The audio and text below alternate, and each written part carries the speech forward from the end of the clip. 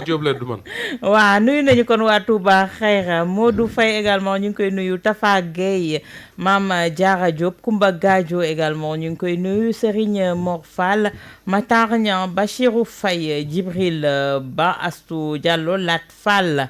ñu ngi leen di nuyu ñoom ñëpp ça file très vite. Pape Sané ñu ñëw ak yow ci tey la une de l'Observateur mooy ki nga xamante ne moo di doomu président Macky Sall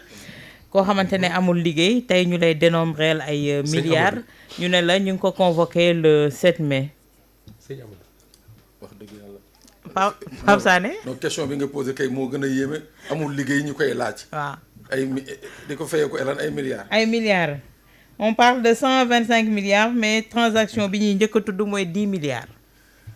waaw xam nga bu ñuy wax souvent que à un certain moment le Sénégal n'était plus un pays am naa suma benn xarit je le salue au passage Pape Fall te mu ne ma yooyu ñuy wax mu ne ma mais grand doo ma wural effectivement ndax këyit yi réew wala am ndax Sénégal am na këyit yooyu quoi mu ne ma noo wëral ma ko daal. extrait de naissance waaw extrait déclaration yi mu ne ma maanaam moom affaire bi daal comprendre ba léegi quoi. mais effectivement awa xam nga lii doon c'est ironique quoi mais. jar na laaj extrait de naissance état au Sénégal. waaw jar na laaj nee naa leen ñun dañu naroon toog rek ñu ne ñu génn leen Sénégal jaay nañ ko uti leen foo leen dëgg. moo tax je me dis quelque part gars yi dañoo yaboon Ablaye Wade quoi Ablaye Wade def na lu ne mais lii moom doo ko def. non c'est-à-dire ce qui s'est passé ici mais wax dëgg yàlla awa. man de dañ nekk ci média damay wax. sama aqulaay taala Amadou papam ak yaayam nijaayam amuñu mbokk bu milliardaire bu ñu mën a doon déedéet dañuy wax rek waaw ci diggante ay fukki at ak ñaar ñu ne la waxuma sax président jéggal naa ko mais doomu président ay doomu président sax mais moom nañ tuddugum ñu ne doomu président amul fonction Amadou Macky Sall ñu ngi ko tudd ci mbirum 125 milliards di ko ci topp ci benn 10 milliards bi nga xam ne ñoom leer na leen jaaral na ko ci benn banque loolu mooy juste li nga xam ne moom nañu gis mais soxna Awa soo doon toog ak ñi nga xam ne ñoo ko jege xam ko na mu doon maye xaalis surtout ci jamono ji ñuy recruter nervi yi yeeg mbër yeeg fii. gis nañ ko fii muy déplacé wu dem seeti ay mbër. jox leen ay Jakarta. financé leen ay Jakarta. ainsi de suite ainsi de suite ainsi de suite ci ki nga xam ne yorewul nee nañu liggéey xëy mais am na bu gën a garaaw boobu te yaakaar naa ni bii nii mooy brèche bi gis nga Pape Moussa Ba gis nga pooru Sendou bi am na ci benn matériel bi nga xam ne. matériel boobu c'est le matériel bi nga xam ne moo tax ba tey jii port bi mënagul fonctionner mënagul démarrer ñu ci bëri jàpp nañ ni que société bii nga xam ne moom moo basé wu aux États-Unis passé le marché société boobu soriwul ak kii ñuy tudd ñu ci bëri nag les acteurs portuaires wax nañ ko te loolu rek wan na la ni que y avait eu une implication de la famille présidentielle dans la gestion des deniers publics. ah loolu kay sans discute bi. waaw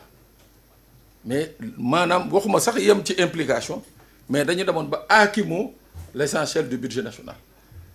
loolu nañ fi woon jamono ji nga xam ne mooy bi ñuy génne le fameux décret sur l'interdiction d'achat des véhicules au niveau de l'administration moment boobu moom ñu ngi koy favoriser ak ay ñoñam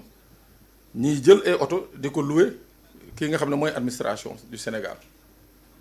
donc yooyu yëpp boo ko tegee sur la table ñu naan la toppee nañ ko 10 milliards wala 125 milliards da nga naan c'est la face visible de l'iceberg plus on avance plus on va découvrir et quand on va découvrir l'essentiel je crois que même ñiy toog di wax tey jii ñoom ñëpp ils vont se ranger quand même pour jéem a au moins exiger cet argent qui a été pris indûment aux Sénégalais. tey Moustapha suñu tuddee Amadou Sall dañu ne dafa am ramification ak les dossiers de Tahirou Sarr de Farba Ngom mais également comme ni ko Pape waxee si on pousse le bouchon un peu plus loin les nouveaux riches yi ñu découvrir fii les nouveaux hommes d'affaires yi ñu découvrir au Sénégal tey jii tet yu bëri dinañu daanu. xam nga lii xew nii ci réew mi wala boog du ma ne liy xew mais li ñu nekk di gis dafay wane des pratiques yoo xam ne yàgg na ci réewum Sénégal. Et que gouvernement bu ñëw au lieu que nga xeex ko dindi ko fi da nga koy encourager finalement. Et ce qui est vraiment dommage et c'est ça que moi je n'arrive pas à comprendre c'est que Macky Sall mi nga xam ne moo nekkoon président au Sénégal à partir de 2012. Il était au PDS. Il a été ministre de l'Intérieur au PDS Ablaye Wade. Son premier ministre président de l'Assemblée. Il fait partie des gens qui dénonçaient ni nga xamee ne noonu la Karim Wade présent woon dans les affaires de l'État. Dans un premier temps Macky Sall géwalu Karim Wade la woon doon ko tagg bul fàttaliku ne nem si yàlla Mamadou Dia le grand Maodo mas na fee bind benn texte di wax ci Karim Wade ak la famille Wade ak seen présence ci pouvoir bi Macky Sall bi moo ko tontu woon tontu bu ñàkk kersa.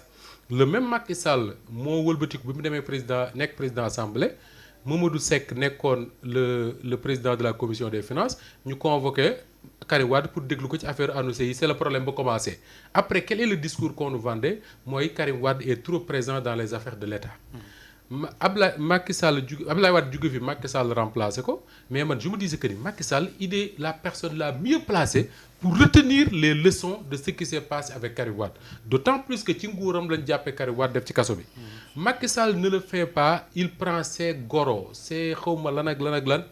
mettre leen dans le pouvoir. jox leen des postes de responsabilité. À l'époque il y a des gens qui disaient que Amadou mii kat dafa amul âge wala jàng bu ko may mu nekk ministre wala leneen kon papaam defoon na ko bu yàgg.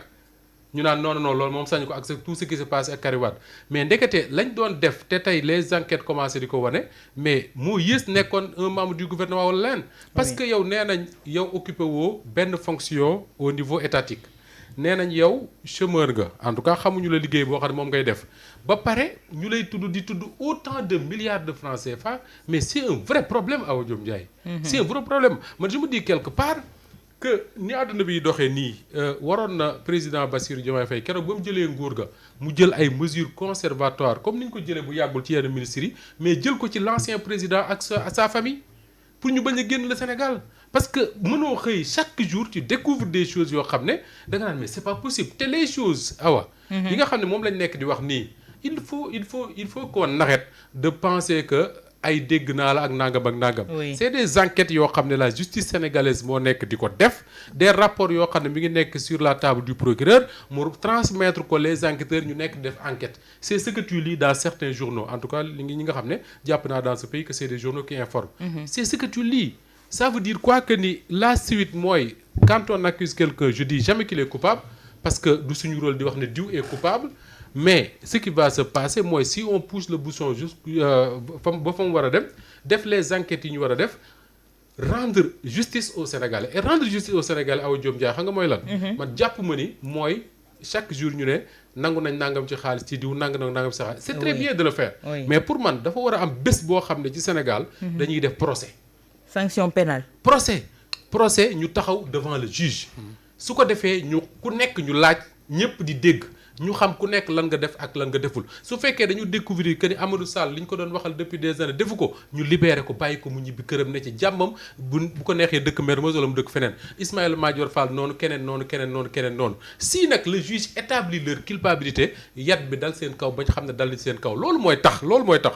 je parle même pas du régime de Bassirou Diomaye Faye parce que ñoom defe naa ne avec toutes les enquêtes yi ñu nekk di def seen xel warul xalaat di tëdd suñu xaalis sinon dinañ daj lu mburu dajul ca taal ba ñoom it. Mais pour man même les régimes qui vont venir d'ici 20 ans d'ici 50 ans war nañoo fekk ñu def ci Sénégal loo xam dañ naan lii kat 2024 wala 2025 amoon na ci réewu Sénégal ña ko fi defoon malgré leur statut teg nañ ci ñoom sanction yoo xam ne man xalaatuma di ko def. réewu tubaab yi loolu rek a tax nga gis. des mesures dissuasives. oui réewu tubaab yi Awa.